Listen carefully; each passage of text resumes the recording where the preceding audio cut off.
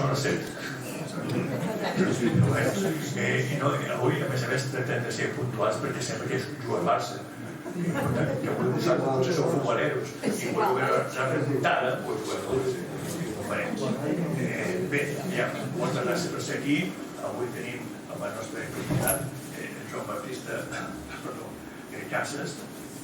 Val a dir que ja coneixeu, que a més a més va venir a nosaltres per una xerrada, ara ho mirava, a febrer del 2021, per parlar aleshores del tema de dèficit fiscal i les coses. I em sembla que estem pitjor que el 21. Aleshores, penseu que ell va venir en representació d'un equip, diguem-ne, d'economistes, i els economistes per benestar.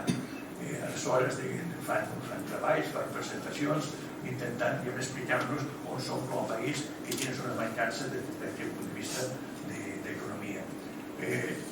El seu currículum, sabadellenc, soci fundador de Faura Casas, d'auditoria, doctor en Economia Financera i Comptabilitat Autònoma, degat del Col·legi d'Economistes de Catalunya del 2008 al 2018, president de la Fundació 1859, Caixa Sabadell del 2013 al 2021 i des de l'octubre del 2021 és vocal de la Junta de Govern de l'Institut Català de Finances.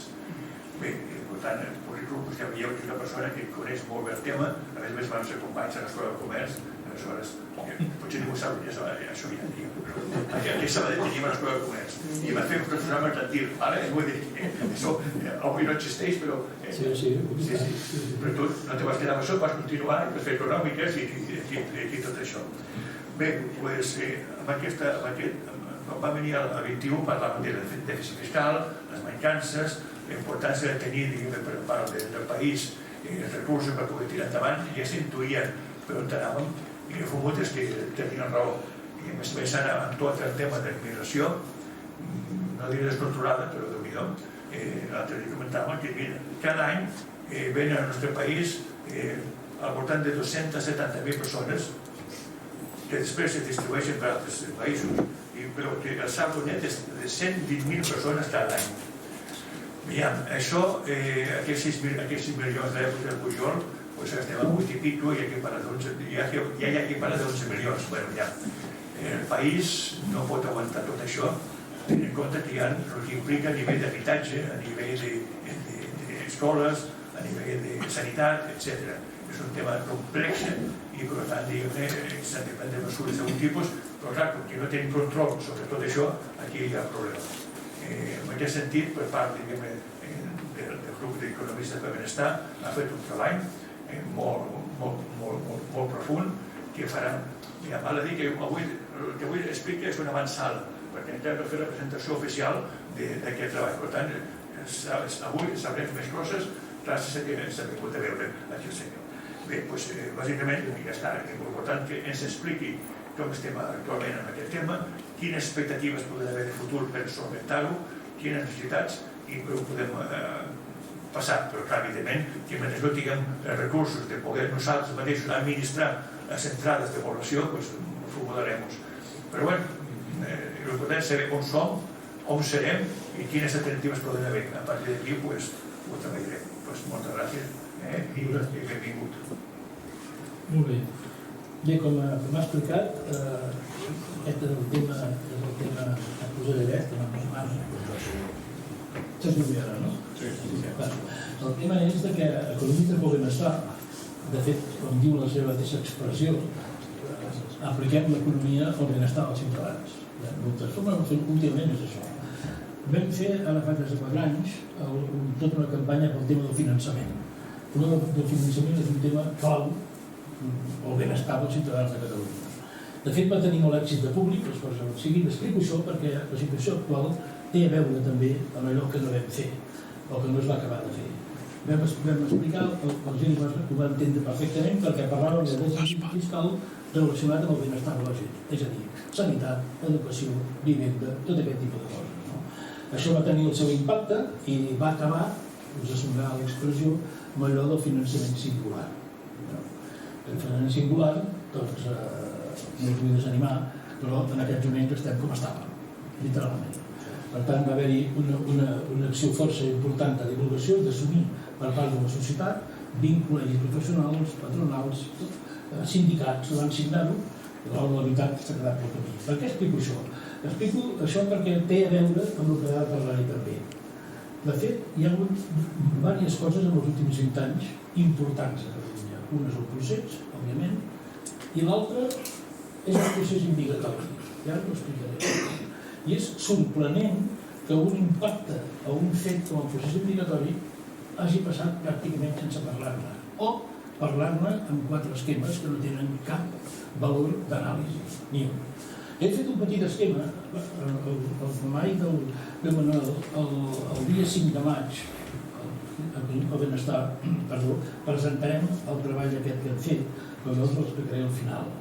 És una mica també amb la mateixa idea que vam fer abans, és a dir, de recórrer, ja ho hem fet, des de patronal, sindicat, societat, perquè necessitem una política immigratòria pròpia per a Catalunya. No pot ser que 2 dels elements bàsics de la nostra supervivència, econòmicament parlant, com sigui el finançament, és a dir, la capacitat d'utilitzar els recursos que generes, i el tema immigratori no tinguem cap competència, res. I és un dels fenòmens més importants que ha tingut Catalunya durant els 20 anys. Intentaré explicar-ho abans d'entrar al grup final, intentaré no allargar-me massa perquè el Barça, i per tant no. He fet aquest petit esquema. Primer, de què parlem? Parlem de les xifres, de què parlem quan parlem de l'immigració? Quines causes objectives podem trobar darrere d'això? Què fa la Unió Europea amb aquest problema que tenim nosaltres? Perquè no el tenim només nosaltres. Com ho gestionen? Quin és el model productiu? És un tema aquest que hauria d'insistir-hi molt, perquè hi ha una cançoneta, que em posa molt nerviós, que diu, és que tenim tanta immigració perquè tenim un model productiu que ho demanda. Ara parlarem del model productiu i què és el que demanda el model productiu, o què és el que hauria de demandar. El mercat laboral. Com tenim el mercat laboral a Catalunya com a conseqüència d'aquest impacte immigratori? I finalment, quina relació tenim entre la immigració i l'estat del benestar? Entenem per l'estat del benestar aquella societat com les europees, òbviament com l'americana, que té una sèrie de prestacions a mantenir. Sanitat, educació, serveis socials, infraestructures, tot això és el nostre estat del benestar. Quina relació té la immigració amb això, amb aquest estat del benestar? Són preguntes que si seguim una miqueta a la premsa, ara es comença a parlar, ja és hora, fins ara pràcticament se n'ha parlat. Ara se'n comença a parlar i comença a haver-hi aquesta sèrie de preguntes que jo faig aquí, perquè és essencial.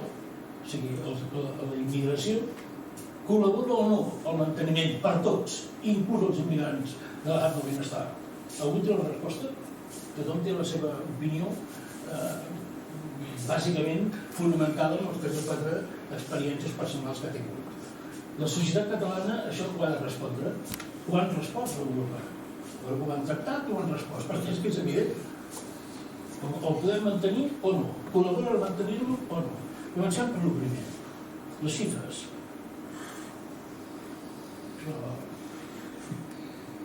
Les xifres. A Catalunya tenim un 25% de gent nascuda fora. 2 milions. És molta gent, 2 milions que han nascut a fora. Estem parlant de nascuts a l'estranger. Hi ha alguns que fan càlculs i diuen tots aquests que ara, per exemple, regularitzaran, ja no es poden considerar estrangers, objectivament, i és amb el que treballem nosaltres, el màxim d'objectiu possible, hi ha un 25% dels que viuen a Catalunya que no han nascut a Catalunya. I a Espanya ens diuen un 20%. Fals.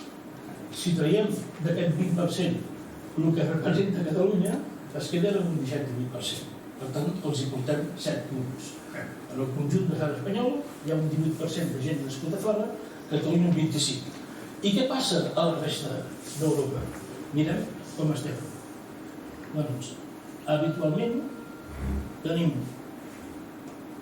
l'OCDE un 16%, la Unió Europea al conjunt un 12%, Dinamarca, Bèlgica superior a un 10%. És a dir, l'únic que ens hi podem acostar una mica és Àustria, encara per sota, Suïssa i Austràlia, que queda una mica. Per tant, el primer element a dir, home, som líders. Catalunya és la part d'Europa que té més població nascuda fora de Catalunya. És un fet objectiu. 2 milions i la resta no arriben.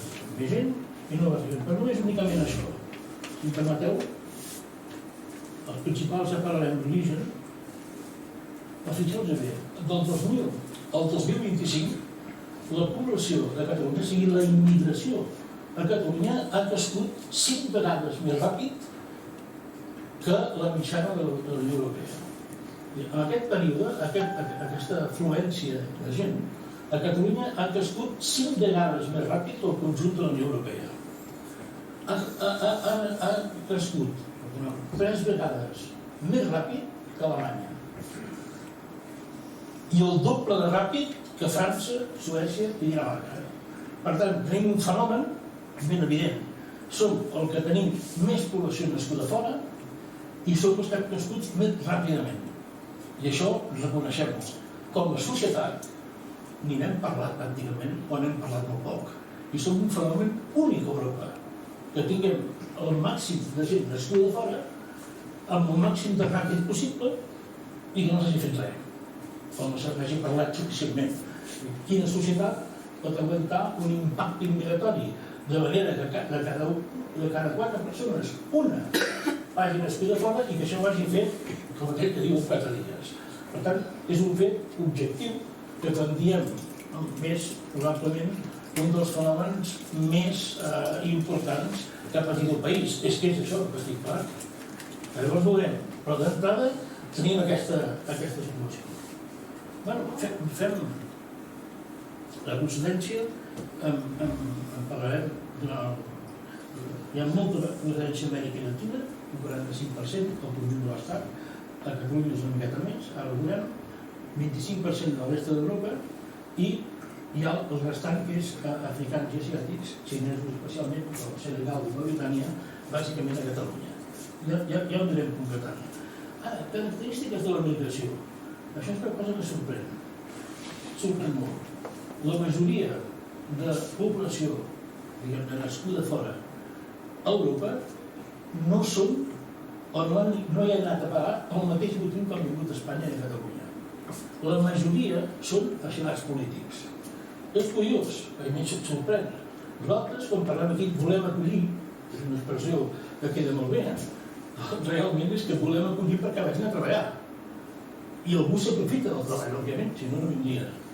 En canvi, a Europa no hi ha, amb la població que tenim aquí, un percentatge de gent nascuda fora que hi són perquè van a buscar feina. Quan hi són, la troben. Però de moment, l'origen és bàsicament asil polític. És una sorpresa, Aquí no. O sigui, Espanya, l'estat espanyol és del conjunt d'Europa l'estat que té menys asilats polítics. Menys. Comparat amb Dinamarca, comparat amb Alemanya, comparat amb Àustria. Per tant, és un element relativament important a tenir en compte. És a dir, l'origen és diferent i compte perquè quan diem allò que són tots, permeteu-me l'expressió, parlo molt de francès, molt oberts i molt solidaris, home, sí, molt oberts i molt solidaris, però la majoria de gent que ve aquí ve a treballar amb els baixos. No és el mateix que passa a Alemanya, Dinamarca, o a Suècia o a Noruega. No és veritat. Hi ha un llibre molt interessant, que us recomano, que es diu No som 6 milions, que és un català de Girona, que viu a Noruega, té la nacionalitat noruega, i és professor de l'Institut destacat a Noruega, per tant, però ell ve molt aquí i diu, escolta, si vosaltres sapiguéssiu, el llibre ho explica molt clarament, no? Els passos que hi ha hagut de fer per tenir la nacionalitat noruega és un bon exemple de com es fan les coses. Ell va patir o serà beneficiat, perquè no ho critica.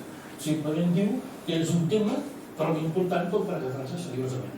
Per tant, vaig tirant endavant, perquè si no, anirem tirant. Ja tenim un fet evident. Som, de tota Europa, la zona que tenim més gent nascuda fora i amb menys poc temps. I tots no tenen cap altra motivació que venir, teòricament, a buscar feina o simplement venir a treballar. L'autor aquest, que es diu Salva Colell, diu una cosa que a vegades oblidem i val la pena parlar-ne també. És a dir, l'obligació de donar asil pels drets humans, que estic parlant, és quan hi ha una catàstrofe o quan hi ha una guerra.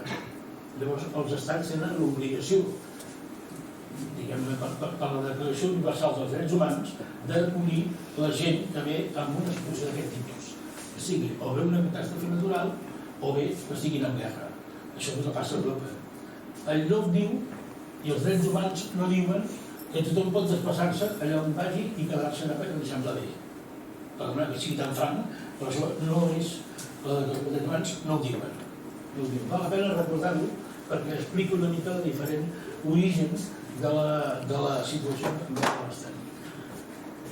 Mireu, he fet una visió retrospectiva, i ja us ho veig.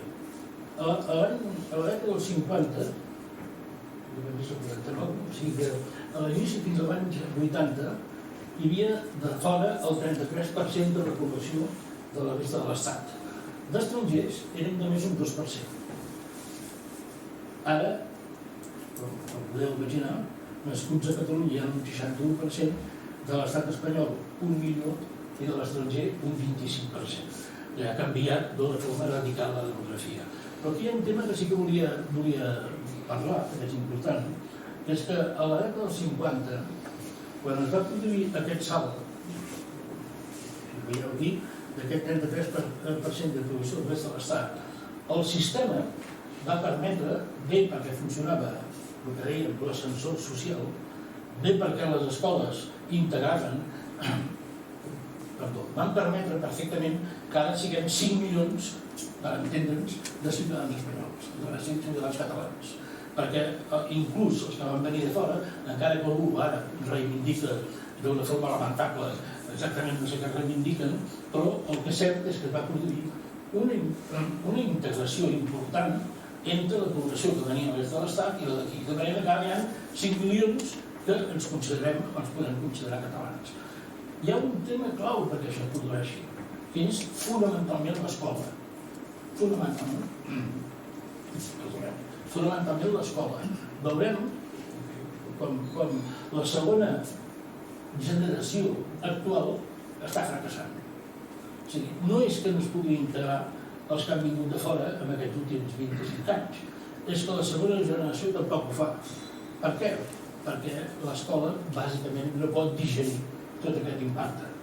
I per tant, com jo us deia, compte que quan parlo del dèficit fiscal estic parlant d'això. En lloc de l'estat espanyol, i no tenim viscut, hi havia una situació en què els mestres protesten, els metges protesten, els pagesos protesten, els trens no funcionen. Realment no és fàcil trobar-ho això, no és fàcil, a l'est de l'Estat no passa, i Europa tampoc. De tot això, el més preocupant és fonamentalment l'escola. Per què? Perquè si no funciona bé l'escola, la integració de la segona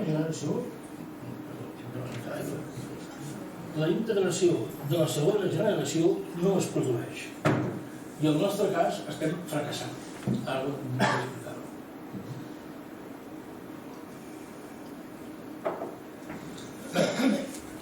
Dit això, anem a una altra cosa. Per què? Per què passa això? Per descomptat, hi ha una primera explicació. No hi ha política immigratòria pròpia i això ha sigut una miqueta, doncs... Vosaltres recordeu, el llibre aquest del Sala us el recomano perquè ho explica molt bé. El que va generar tota aquesta allau d'immigració descontrolada i que va generar aquest sistema que avui vivim de la regularització, sabeu què va ser? Va ser l'Aznar. L'Espanya va bien, constitució, sous baixos i va de fora. Ell va ser el primer que va regularitzar i ara això ho hem agafat com a sistema. Per tant, això és molt il·lustratiu perquè com veiem després a les polítiques immigratòries d'Europa és molt curiós perquè sabeu que això no és que vigilen més i estan més a sobre de la política immigratòria? són els sindicats. Són els sindicats.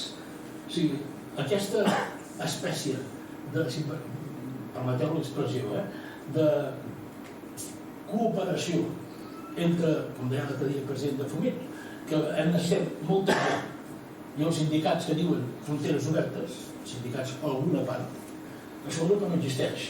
Per una raó molt simple, que ho veurem després, és que sols dignes i fronteres obertes no pot ser. Enlloc s'ha produït. Enlloc s'ha produït que hi hagi sols dignes i fronteres obertes. És de molt sentit comú.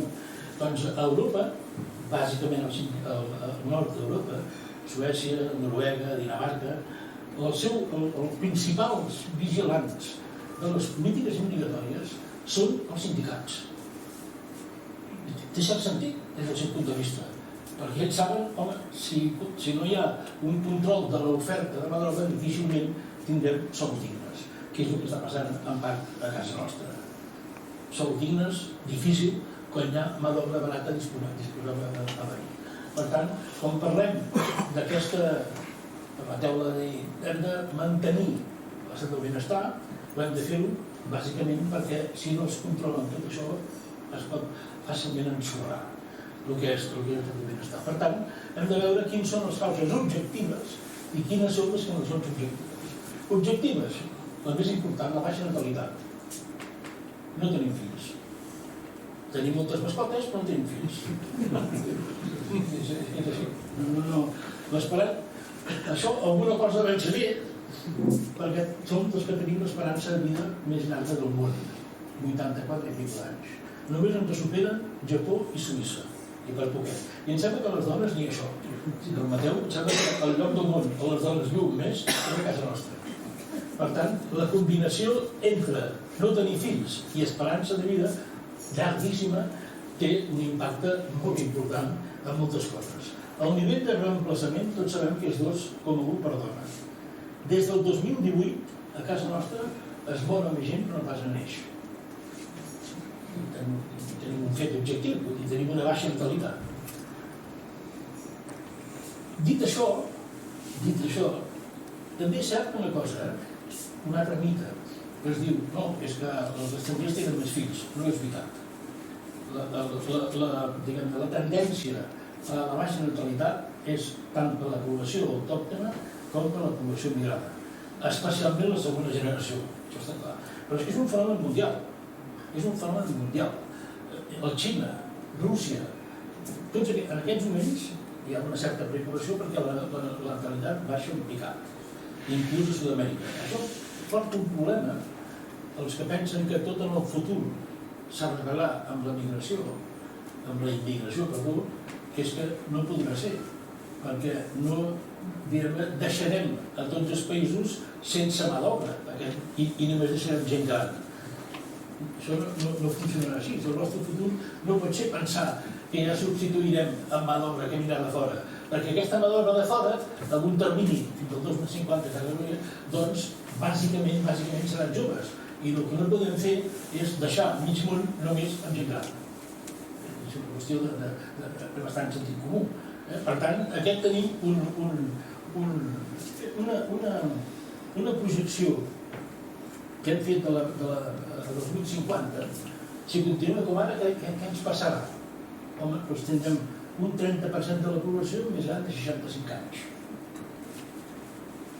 La taxa de dependència que diem, és a dir, els més grans de 64 anys, és a dir, els jubilats. Per la relació que hi ha entre 15 i 64 anys, és a dir, amb l'edat de població activa, podríem treballar, doncs serà del 49%. En aquests moments és del 29%. O sigui, com diríem, tenim un problema, és obvi. Tant és així, aquest percentatge s'afegirà a necessitats òbvies. Com més gran en fem, més necessitat tenim de cures, tot el que va lligat a l'envelliment. L'AIREF, que és una que dissenya les polítiques fiscals de l'Estat, ha calculat més o menys que això comportaria comportaria un impacte en el PIB, és a dir, en les necessitats del PIB, quina part haurem de, interior brut, quina part haurem de dedicar a cures i elements, diguem-ne, vinculats a l'envelliment. Calculen que s'incrementarà un 5% addicional del que tenim ara. És a dir, si ara gastem 100, doncs hem de gastar 105. Tenint en compte que actualment ja les pensions es financien a deute. Què passarà amb les pensions? Bé, és relativament senzill. La població menor de 16 anys més la població superior a 64, és a dir, per dir-ho, la població passiva, en relació als que tenen edat de treballar, serà del 75%. Ara estem al 50%. No sé si teniu les dades, vull dir, els números és molt difícil recordar-los, però el que és el missatge sí. És a dir, hi ha una població que té una sèrie d'elements, com la seva importància numèrica i la seva importància relativa, hi ha unes causes objectives, que és la baixa natalitat, i això, projectat en el futur, genera una situació complicada. Irresoluble? No, complicada. Diem que és complicada si mantenim el que estem fent ara. Això és obvi. Que és dir, anem tenint uns sectors productius, hi ha ben de gent de fora, que ja augmenta no podrà venir més, però la relació entre la població activa i la població passiva, siguin nanos o siguin jubilats, no es podrà aguantar. Conclusió. Ja els podem dir als nanos que no es pensin que es jubilaran igual que nosaltres. Això, que es vagin mentalitzant que o s'allargarà o fem un canvi molt important i ja veurem si es produeix. És un film bastant... Per tant, causes objectives n'hi ha. És cert, hi ha causes objectives. Aquestes. Només hi ha causes objectives? No, també n'hi ha més, almenys a casa nostra. Per exemple, hi veig polítiques immigratòries. Els hem estudiat. Què fan? Canadà, Alemanya, Suïssa, Regne Unit, Dinamarca. I què fan? Tenen més o menys el mateix problema. Fan bàsicament una cosa, que és intentar captar talent. Intentar captar gent que aporti molt al sistema. Per una raó molt senzilla, perquè aquests números que he dit abans només es poden solucionar si el sistema és més productiu. Si fem el mateix que fem ara, tindrem això. Per poder gaudir del que gaudim ara, amb aquesta relació entre població activa i població, diguem-ne, passiva, hem de ser més productius. És a dir, el numerador ha de ser més productiu, ha de ser més del que fem. Tan tranquil com això. Llavors la pregunta aquella clàssica, com ho farem? Tenim possibilitat de ser productius a casa nostra? O ens hem de viure tots amb la diguem-ne, productivitat actual? Bé, mirem-ho. Ja he dit, primer que allò, començaré per un tema. En aquests moments hi ha 406.000 catalans a l'estranger. La immensa majoria, dels quals amb titulació universitària. Primera cosa, tenim present. 406.000 és un 5% de la població de Catalunya.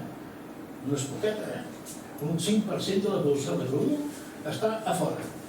I aquí portem molta gent de fora. Alguna cosa de fer bé. Especialment si ens plantegem que hem de ser productius, perquè la majoria d'aquests que són a fora, i aquí hi ha gent que ho podeu explicar perfectament, que tenim fills de fora, són gent universitaris, amb preparació, amb talent. Tan senzill com això.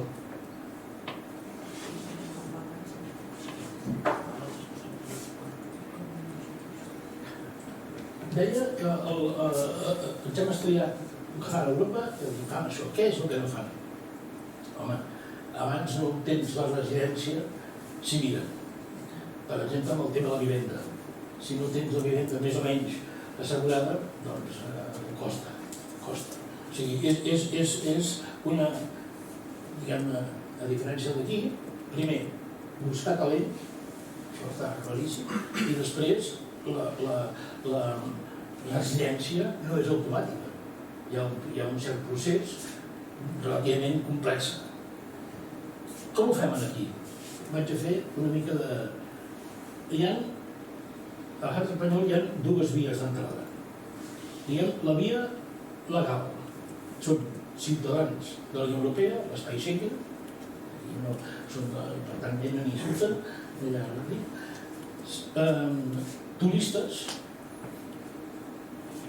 reallotjament familiar i sol·licitud d'asil. Això serien les vies d'entrada legals. Repeteixo, Schengen, turistes, reallotjament familiar, la sol·licitud d'asil. Quines són les irregulars? Bé, doncs, claríssimament. Primer, la via marítima. 40.000 persones anuals al Marroc o Mauritània. A veure, algú es pot imaginar que aquells nanos pobres agafen una barca i travessen el Mediterrani o travessen el que sigui i l'Estat no en sap res. Algú s'ho pot imaginar, això? Algú pensa que les màfies que controlen aquest trànsit no tenen relacions o, com a mínim, els estats corresponents no saben qui són, després que 40.000 persones anuals ho facin? Vull dir, perquè aquí seria una línia que ningú en parla i tots som molt amics, però hi ha una complicitat evident en països dels quals som receptors i dels quals, sense una forma que es diu criteri impunament, estan fent que nanos joves es quedin al mig del Mediterrani. És una via il·legal. L'altra via és el visat de curta durada. Venen aquí 3 mesos i ja no tornen. Tomàs, també ho coneixem tots. No venen tots, alguns venen pel Prat. Vull dir, ja ho sabem. Quin és el que fa l'estat espanyol?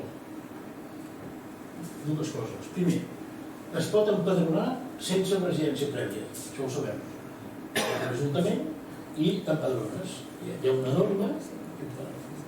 I després, la segona forma és la regularització. Bé, en lloc d'Europa hi ha res semblant. En lloc d'Europa, ho hem estudiat, no hi ha res semblant. És a dir, per obtenir una residència, home, ho has de demostrar. I per descomptat, no regularitzen 500.000 persones d'un dia per l'altre. I per què no 600.000? I per què no 400.000? No treuen les 500.000 persones, 150.000 de les quals nosaltres. Hi ha alguna explicació? Si permeteu l'expressió col·loquial, el Pedro Sánchez i la Yolanda Díaz van dir què posem, 500? No, posi 600, 400. 500.000 persones. Per què? Tota Europa, això no ho entenen. A Europa, el procés de regularització, tal com es fan aquí, no s'entén. No ho fan així, no? Llavors, diuen una cosa, això és l'expressió d'una manca de política migratòria. I és veritat. És veritat. Si tenen aquí, aquestes 500.000 persones ja són aquí. Ja hi són. I què fas? Regularitzes. I com hi són aquí? Com han arribat? Bé, no tinc un explicar. Per tant, és una forma que el que fa és que no hi ha una política migratòria dissenyada. O sí. Perquè algú ja interessa que funcioni això. Hi ha sectors que van la mà de bé. Sous, ara ho explicaré també, són baixos i hi ha sectors que els va molt bé. Altres no ens vagin bé perquè realment la desconnexió entre el món del treball i la immigració és total. És total. Per exemple, en aquests moments, veuen aquí, hi ha una enorme massa de gent, que ja ho he explicat, bàsicament centrada en activitats de sous baixos, bàsicament. Seria l'hoteleria, seria les cures, bàsicament per aquí. Per tant, diguem-ne que hi ha algú que d'això ja li va bé, per descomptat. És el que deia abans. Si tens una oferta de demanda de 10 treballadors i en tens 20 que fan cua, segurament el sou serà més baix. Això no cal ser gaire doctor en econòmiques per saber-ho, no? Bé, doncs aquí ens trobem una miqueta amb això. Hi ha una regularització de cop i volta de 500.000 persones que ja són aquí. Diu, no, és que d'aquesta manera tindran dret, no, ja utilitzen el dret, perquè quan s'empadronen poden anar a l'Hospital del Parc Taulí. No cal que els regularitzin. L'empadronament ja dona per això. Per tant, no és per aquí. Alguna explicació diuen, no, és que, en fi, deia una d'aquí discutint, és que són els drets humans i tot plegat, i si no al carrer, no és veritat. La majoria que regularitzen treballen. La majoria. Per tant, la regularització comportarà fonamentalment un increment de recaptació. Fonamentalment un increment de recaptació. Això que comportarà. La recaptació que, per cert, dels 150.000 que ens toquen a Catalunya no en podem endur. Ja el sistema de finançament. Però aquesta és la situació. Hi ha una proposta del Cercle d'Economia. Dic que ara se'n comença a parlar, i això està bé, se'n comença a parlar. El Cercle d'Economia ha fet una anàlisi relativament seriosa, compartint moltes coses, i ells diuen, quina és la proposta? Ells diuen, home, hem d'alinear la política migratòria i el model productiu, captació de talent també, que és el que fa Europa. Ja veurem la importància d'aquest fet. Millorar la coordinació amb l'espai Schengen, també és veritat. L'espai Schengen està pensat per la circulació, però no per instal·lar-se en un altre lloc sense seguir els tràmits. Però bé, revisar críticament el mecanisme d'arrelament, perquè no serveixi per regularitzar exports, que és el que està passant. Pensant aquí, per la via que sigui, s'han de regularitzar. És el que estem fent. Aquí és una regularització exports. O sigui, en lloc de calcular com gestionem l'entrada, el que fem és, quan són aquí, els hem de regularitzar, perquè no existeixen. I ajustar els criteris de reagrupament familiar perquè no serveixin de via indirecta d'entrada. Home, també ho sabem, això com funciona. El reagrupament familiar el que serveix és per venir gent cap aquí, i és una altra via. Tot això, fixeu-vos bé, que algú que em senti dirà, bueno, aquest està en contra de la immigració, en absolut. Ja ho veurem després. Estic a favor de la immigració, com he explicat abans, les causes. Però, com tot, o es fa bé, o llavors tot se'n va pel pedregar. I en aquest moment és el que estem fent. El procés de regularització que s'ha fet ara, a Europa no l'entenen. No l'entenen. Escolti, vostès un dia al matí es lleven i diuen ara 500.000 persones els regularitzarem. I regularitzar què vol dir? Vol dir simplement que si treballen els podran retenir l'IRPF, fonamentalment. Si no, estan irregulars. Però el tema és com és que estiguin aquí 500.000 persones i que s'hagin de regularitzar un dia per l'altre. És una situació que Europa no l'entenen. I he anat explicant tot això, i vaig ràpid, abans d'entrar al paper que presentarem nosaltres a la premsa, el famós model productiu. A veure, una de les consignes, quasi bé, que es diu quan es parla de la immigració, és com a model productiu. Això ho diuen polítics, senyors, és com el nostre model productiu. Vosaltres penseu que el nostre model productiu només demana gent de baix sous? Diguem-ho. Per començar, el famós sector turístic és el 13-15% del nostre PIB. O sigui, de tot el PIB, Producte Interior Brut català, el turisme és el 15%.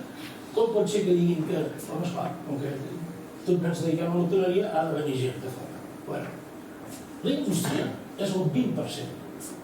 És molt o és poc? És exactament el que en aquests moments la Unió Europea recomana a tots els estats que tinguin un 20% d'indústria manufacturera. Com més avança la societat, més es redueix la indústria i creixen els serveis. Per tant, el 20% és l'opció que recomanen com a òptima a la Unió Europea. Catalunya ja el té. Tenim un 20% del PIB, que és el PIB industrial. Ara us explico la importància d'això. La construcció, un 4-6%, varia, i l'agricultura un 1%, Jo voldria parlar del tema de l'agricultura. Quan a algú li dius, escolta, el sector agroalimentari català és el més important d'Espanya i un dels més importants d'Europa. Que diu tu estàs boig. Catalunya, sector agroalimentari. O sigui, no tenim terreny per res. Som el primer d'Espanya per descomptat i un dels primers d'Europa. Sector agroalimentari. Bàsicament també el porcí. Alguns diuen que sí, perquè també s'aprofiten de la mà d'obra barata, i és cert, també s'aprofiten. Però hi ha una diferència, que és que quan veu pels llocs on hi ha sector, Lleida, Osona, bueno, esclar, aquella gent s'han espavilat. És així de senzill, s'han espavilat, perquè si no tot semblava que la conurbació de les grans ciutats s'ho emporta tot, i no és veritat. Que s'han espavilat, i ara tenim el sector agroalimentari més important d'Espanya en distància i un dels més importants d'Europa.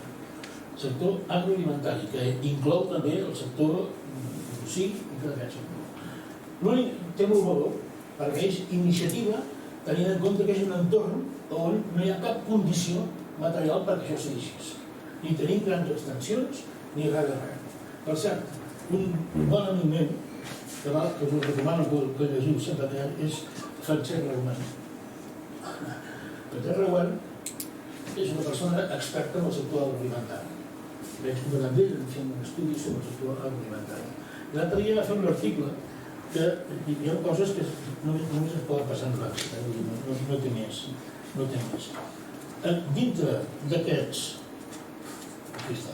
Dintre d'aquests líders que som, resulta que les zones de protecció d'aus, Catalunya és la zona d'Europa que té més zones protegides per les aus. Això no passaria res. Si no fos perquè afecta terres de règim, afecta a zones productives d'agricultura. I passa en una zona com la nostra que no som autosuficients alimentàriament. Només la meitat del que consumim menjant. Tot i això, som així. O sigui, tenim un terç, pràcticament, un percentatge insòlit. Un terç del territori català està, diguem-ne, el que diuen l'expressió aquesta, ho diuen CEDA, que és que vol dir, vol dir que un terç del territori català té limitacions per produir agricultura perquè són zones de protecció d'aus. Poca broma, No hi ha cap lloc a Europa que passi, és insòlit. Per tant, dit d'alguna manera, els que han tirat endavant un sector com el sector agroalimentari, que és el primer d'Europa, té molt mèrit. Té molt mèrit, perquè no tenen cap condició per fer-ho. És essencialment iniciativa. Iniciativa laboral. Bé, doncs ara us voldria explicar, i aniré ràpid, perquè si no, tindrem un jo. Realment som un sector turístic només, realment és així. Parlem-ne. Primer, som un sector industrial, però creixem o progressem? El llibre del títol del meu amic Modest Guit Joan. Diguem-ho. De l'any 50 al 75 creixien un 4,6% anual. Del 75 al 2000, un 2,8%. I l'última, del 2000 al 2024, que recordem, és quan ha vingut més gent, creixem l'1,7%. Per tant, el creixement del PIB per càpita era del 50 al 75 d'un 4,1% i ara és del 2,4%. Però és que ara estem pràcticament sense créixer. Sense créixer per càpita. Aquest és un tema que val la pena dir-ho. I creixem perquè som més gent. Ja està. Però som més productius? No. Perquè el que produïm per persona és menor que el que feia abans enrere. O sigui que quan es diu immigració sí, captar talent, és perquè si tota la gent que ve no té la productivitat mínima, tot el sistema se'n perjudica. No únicament ells, tots. Tots. Per tant, aquesta és la situació actual. En aquests moments, l'any tenim una renda per càpita que es distancia de la Unió Europea. L'any 95 era un 28% superior a la mitjana de l'Estat, casa nostra. El 25, l'any 24, un 15%, i ara ja estem pràcticament iguals. Tenint en compte que ja en la Unió Europea es trenca una tendència l'any 2017 que es manté a paritat de compra, però que hem perdut molta capacitat. Per què l'hem perduda? Simplement perquè som més gent, això està bé, creixem. Però si no, aquesta gent que ve no genera producció, vol dir que creixem, però no som productius. Creixem perquè creix la població. Raonament, l'economia catalana és que està formada per sectors de poc valor afegit. Hoteleria, cures, turisme, això és l'explicació. Això és així, ens ho podem treure que és així. O simplement el fet de no haver-hi una política migratòria, tenim uns sectors que es nodreixen molt d'una sèrie de gent, dels quals se'n beneficien bàsicament els que contracten, però que el conjunt de la població no creix. No creix en producció, no creix en riquesa, creix en valors absoluts, però no en valors relatius. Per què us explico això? Per les pensions, precisament. Perquè si tota la gent que va venint i aquell quocient que us explicava no incrementem la productivitat, difícilment es podran cobrar les pensions tal com les teníem pensades. Per tant, el repte que tenim, la política migratòria que hem de fer, és dir, escolta, segur que només necessitem gent per hoteleria? Mirem-ho. I fet una relació de... Això baixa?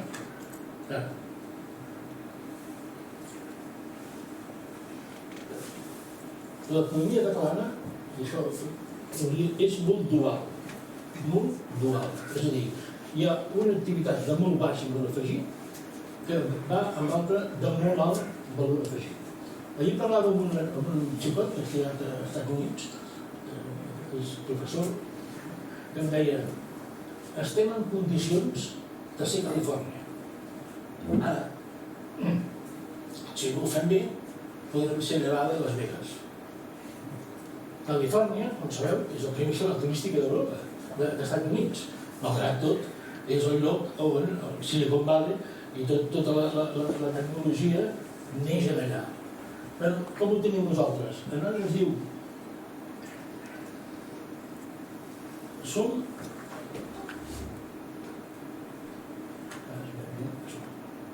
Per exemple, som líders mundials en trasplantaments. No em sorprèn, no vaig mirar. O sigui, Catalunya som líders mundials en trasplantaments. Trasplantar no és... Això no és fàcil, això té molta tecnologia important a darrere. Sí, ara, els nostres metges han de fer guàrdies per al seu pis. Això és així. Sí, però ja queda. Ja acabo, ja entrava. No.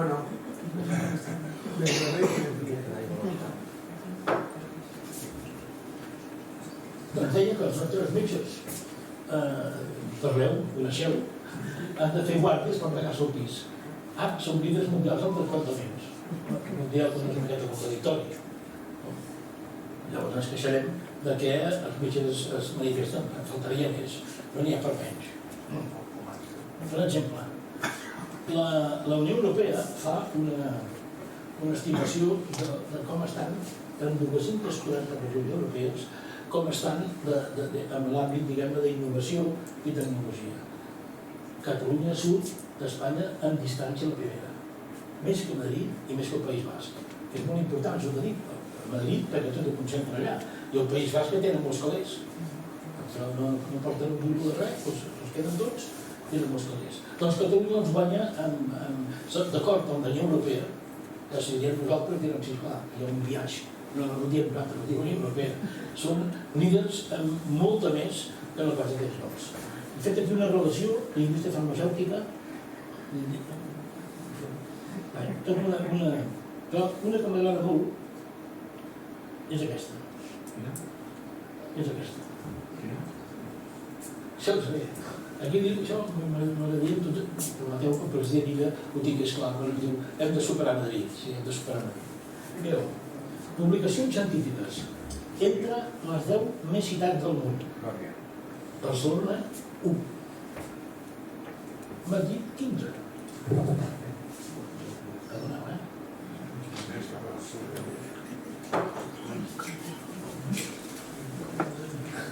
potser sí.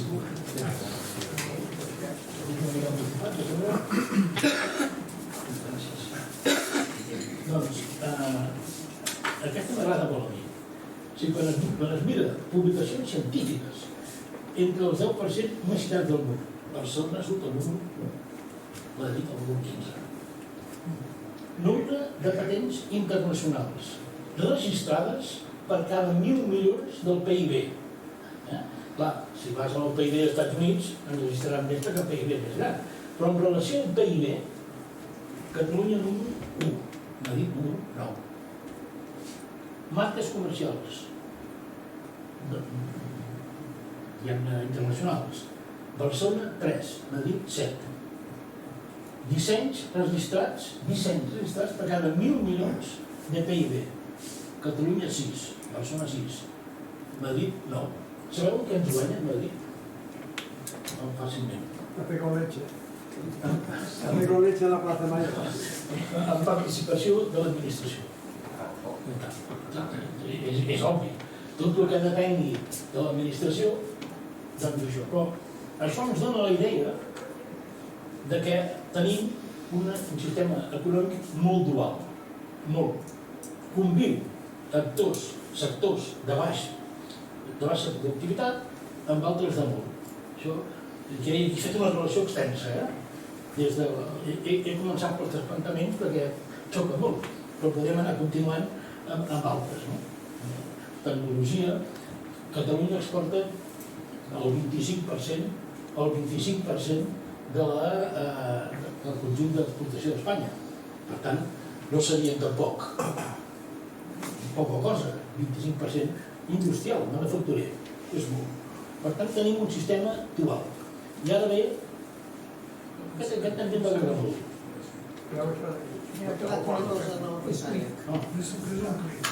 Es que... No.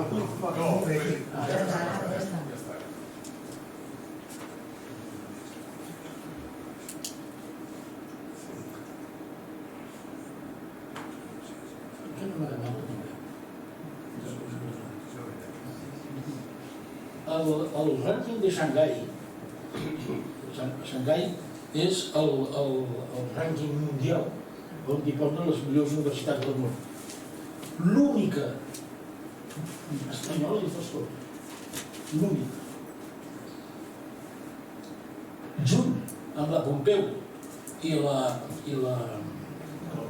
l'Autònoma configura un sistema universitari potent. Tampoc ho diem nosaltres.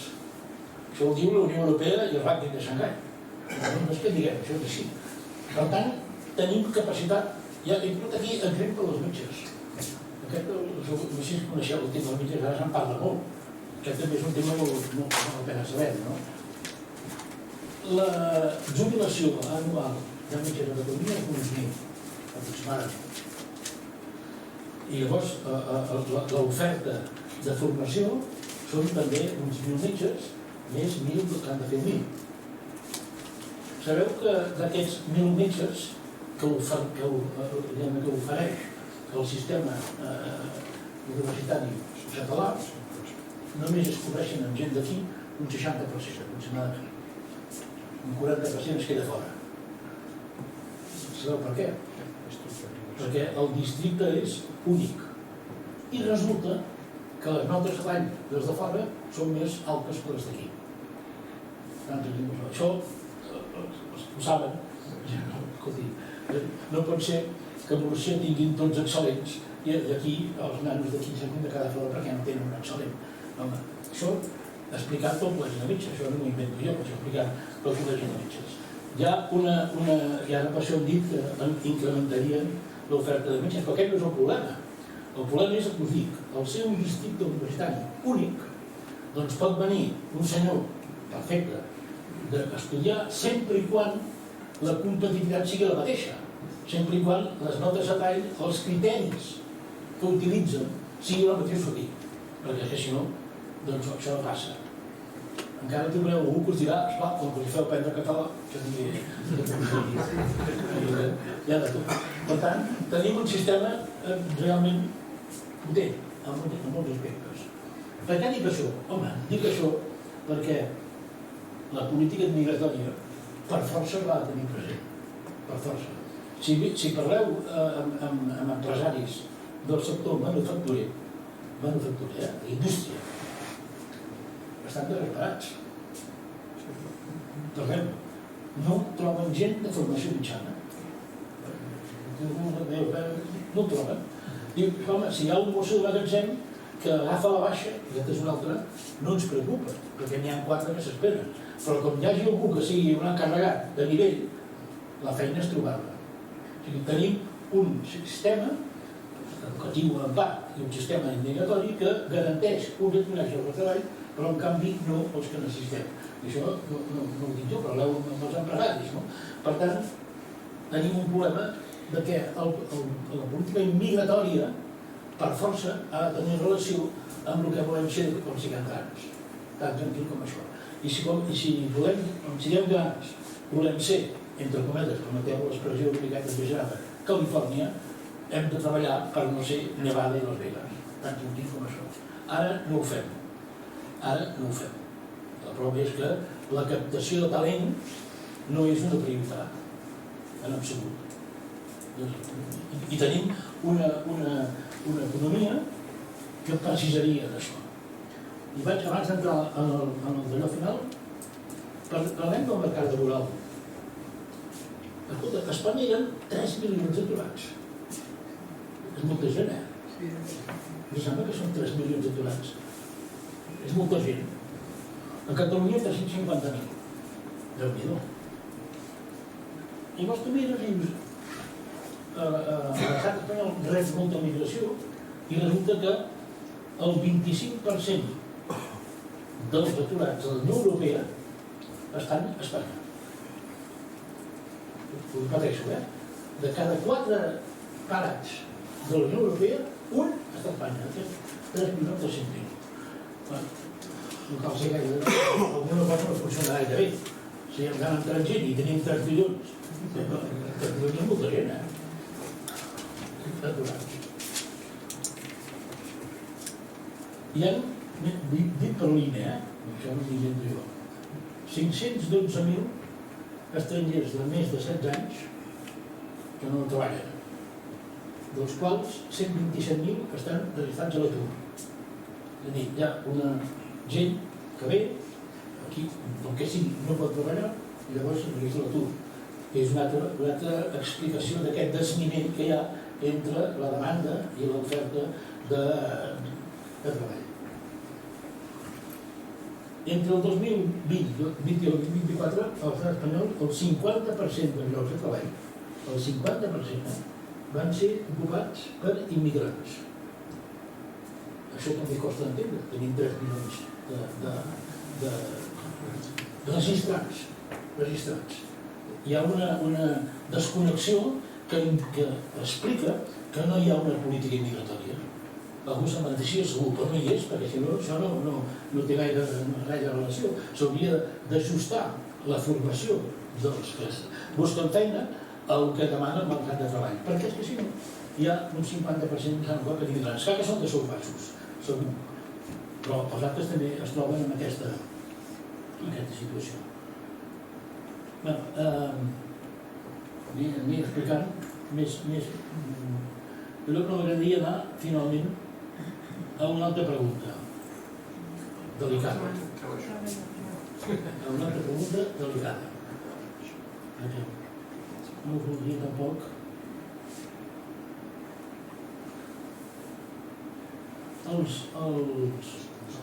l'immigrant, la formació, la gent que ve de fora, ajuden o no a mantenir l'estat del benestar. Faig la pregunta sense cap any, simplement els economistes ja hem dit al principi que ens veiem amb dades. I ens veiem amb dades perquè el benestar no és una cosa que surt així de res. El benestar es gestiona, els recursos s'han de gestionar. Jo quan era primer curs d'econòmica sempre deien què és l'economia? És la ciència dels recursos escassos. Què és això? Si hi ha recursos escassos has de gestionar. Quan hi ha abundància no hi ha economia que valgui. Però nosaltres som els recursos escassos. Per tant, el que hem de gestionar, això és l'economia. Doncs la pregunta és aquesta. És una pregunta que s'ha de fer en el bon sentit del terme. No tant per buscar, simplement per saber fins a quin punt la incorporació al món del treball amb l'estructura productiva que he explicat ens possibilita a tots, els d'aquí i els de fora, o els que venen de fora, mantenir l'estat del benestar, que aquest és l'objectiu. L'objectiu és que l'estat del benestar sigui aplicable tant als migrants com als que són d'aquí. Ara, això no es donarà perquè sí, això s'ha de gestionar, tant senzill com fer. No hi ha gaires estudis al respecte. A Europa sí que ho han fet, aquí no. Suposo que ho faran aviat. Què assumim tots? Home, l'estat del benestar parteix d'un principi elemental, que és la solidaritat. Hi ha gent que té menys ingressos, o té més, i aquests compensen els que tenen menys ingressos. És a dir, els impostos que recull l'Estat, que és una altra, no la Generalitat, aquests impostos hi ha una gent que paga més perquè té més renta i n'hi ha un que paga menys perquè té menys renta. Malgrat tot, un i altre han de disfrutar del mateix estat del benestar. Això és l'ABC de l'estat del benestar. Tothom pot anar al parc taulí, encara que tingui una renta molt alta i pagui molt, i un que tingui una renta més baixa pagui menys. Això és l'estat del benestar. Això és la solidaritat. No hi ha estudis al respecte, però sí que s'han fet estudis a Europa, que els hem fet utilitzar i fet servir, i podem arribar a unes quantes conclusions. Per exemple, a Holanda, la migració aporta, quan aporta la migració amb nivell educatiu baix, reben menys aquests, i els que aporten més són els que tenen un salari mig alt i bàsicament tenen unes pautes de comportament, per entendre'ns, normals, que utilitzen els serveis públics amb certa normalitat. A Dinamarca sí que ho han fet això. Per tant, la conclusió és clara. La contribució és negativa de la migració. Aquesta contribució es corregeix si els descendents assumeixen les pautes de formació, taxes d'activitat dels autòctons. Aquesta tendència es repeteix en 24 economies de les receptores de l'OCDE. Per tant, la conclusió és ben clara. L'estat del benestar o l'aportació de la immigració a l'estat del benestar va lligar al seu nivell de formació i, òbviament, també al seu nivell salarial, tant tranquil com això. Per tant, si molta immigració està concentrada en sous baixos, no col·labora en el manteniment, tot i que tenen dret a rebre-lo. Quan diem això, ho diem perquè si es desequilibra, l'estat del benestar pot ensorrar. No sé si m'explico bé. Hi ha un principi evident, que es basa en la solidaritat. El que més té, el que més ingressa, més paga. I el que ingressa menys, paga menys. Això és tan clar. Ara, la utilització ha de ser la mateixa, tant de l'un com l'altre. Per tant, els estudis fets aquests, el que venen a dir és no, l'equiparació entre uns i altres no es produeix perquè siguin de fora o siguin d'aquí. Això no té res a veure. Es produeix quan el nivell de formació és similar i quan el nivell de retribució també és similar. Siguin de fora o siguin d'aquí, això no importa. Per tant, la pregunta que ens hem de fer nosaltres, i per això relacionant amb l'anterior, és dir, si la majoria estan concentrats en activitats de sous baixos, hem de pensar que són receptors de l'estat del benestar. I l'única forma a llarg termini de superar-ho és, com deia abans, anar a sectors incrementant la productivitat. Això és bastant simple, no és gaire esotèric. Veus? Fets assumits. L'aportació depèn edat i incorporació al món del treball, nivell salarial i nivell formatiu. Amb la mesura que això tendeix a igualar-se, doncs no hi ha problema. El problema és quan hi ha una part molt important que és més receptora que aportadora. Llavors això sí que desequilibra. Què és una miqueta el que pot passar ara? Per què? Perquè, com us deia abans, la immensa majoria d'aquesta immigració està concentrada en sectors i en sous baixos. Per tant, això té un element de desequilibri que no se solucionarà fins que es vagi equiparant amb aquests principis que us deia, nivell salarial i nivell educatiu, al conjunt de la societat. I aquí permeteu-me que torni a dir el mateix d'abans. De què depèn això? Fonamentalment del sistema educatiu. Fonamentalment del sistema educatiu.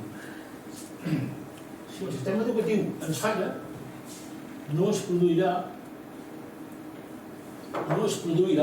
aquest equilibri o aquest apropament entre sous autòctons i sous d'immigrants, que és l'origen. No estic parlant de nacionalitat, estic parlant de sous, de salaris, d'aportació, sigui qui sigui que la faci. Això és el que hem de plantejar. Per això, com diem, una política immigratòria pròpia és una política immigratòria que faciliti aquesta equiparació entre, teòricament, el nivell formatiu i utilització dels autòctons amb la gent que vingui. Per bé d'ells i per bé de nosaltres. Tan senzill com això. No hi ha estudis al respecte, però us faig una petita referència.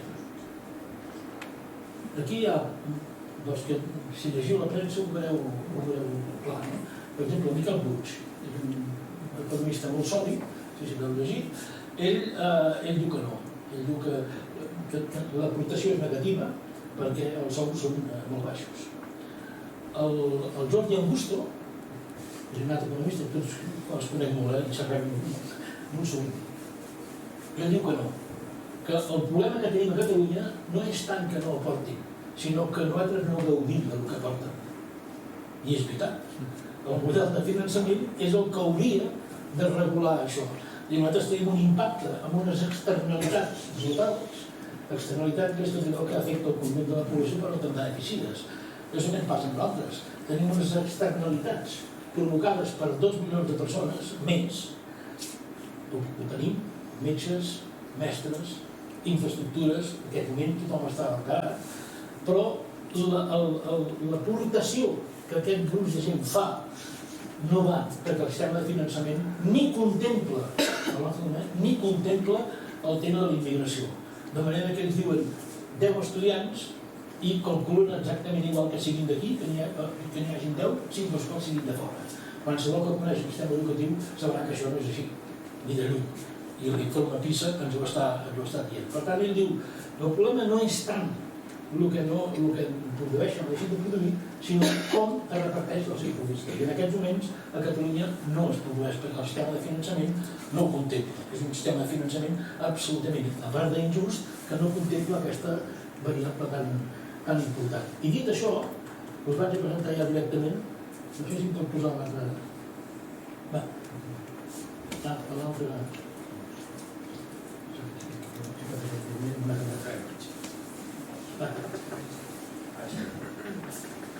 No sé si he dit moltes coses, l'important és que hi hagi unes quantes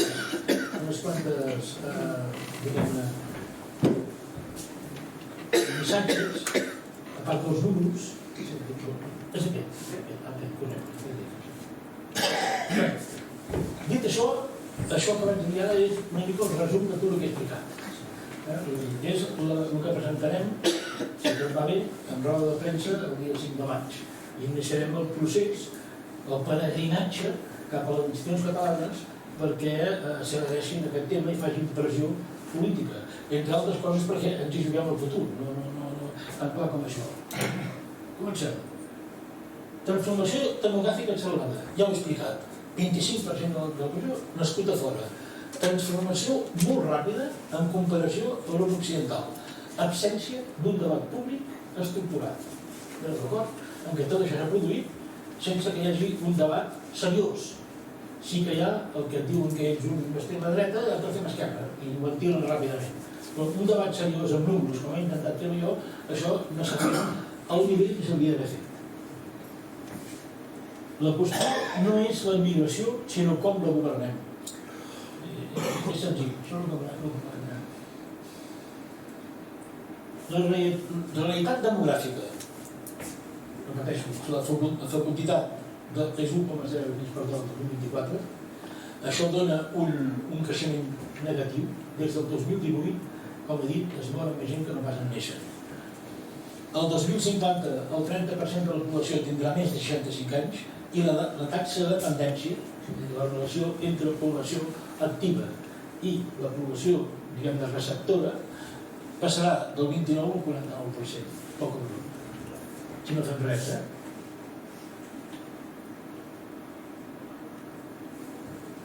El mercat del treball, en aquests moments hi ha presència, òbviament, i en depèn, i per tant no estem en contra, això faltaria més.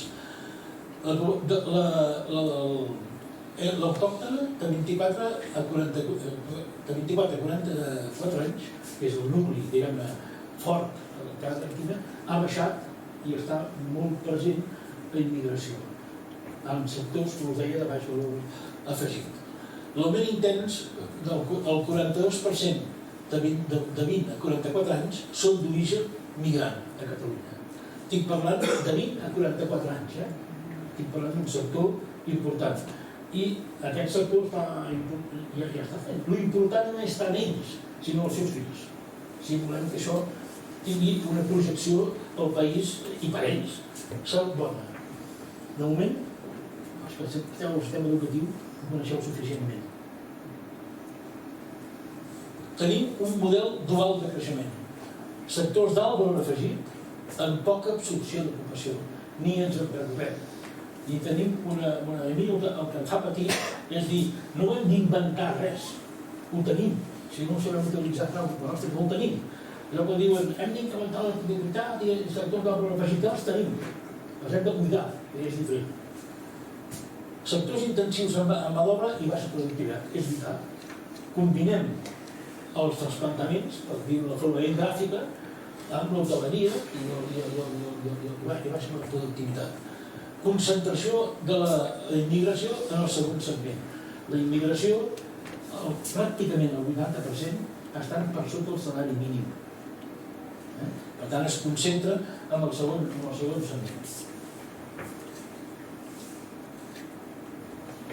Veus?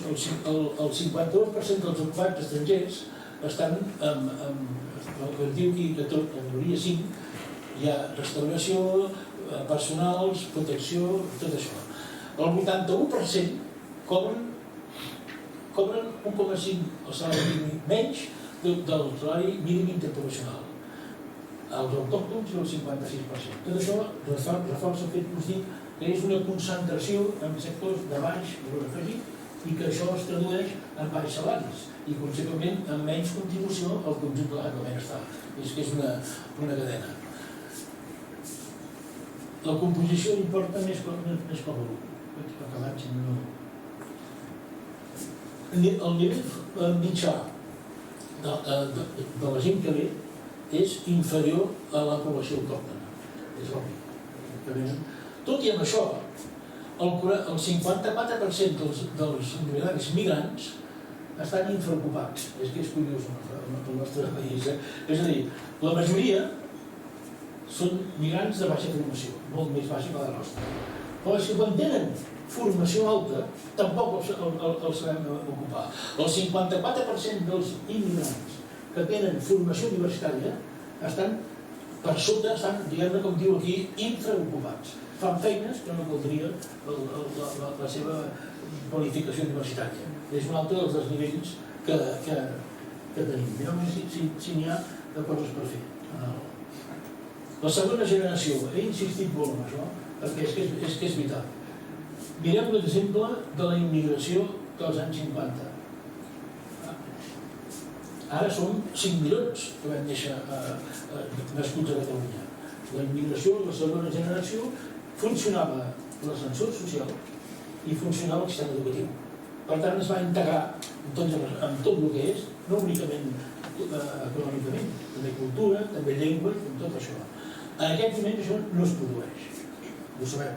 L'informe PISA ens deixa malament i parleu amb els mestres, que aquí hi ha uns quants que coneixeu aquest món i us veuran que, perquè el que us deia abans, el model de finançament diu, ja hem fet una sessió un dia parlant d'això, i no distingeix entre que en una classe hi hagi 5 persones que siguin emigrants. No, i diuen, són 10, i mateix ja està.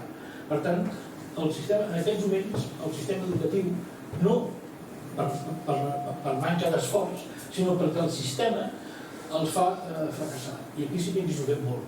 Tenim una població migrada, l'hem de tenir. Però si volem que s'integri, que col·laborin en el que serà el futur, hem de millorar el sistema educatiu. Si no, això no passarà.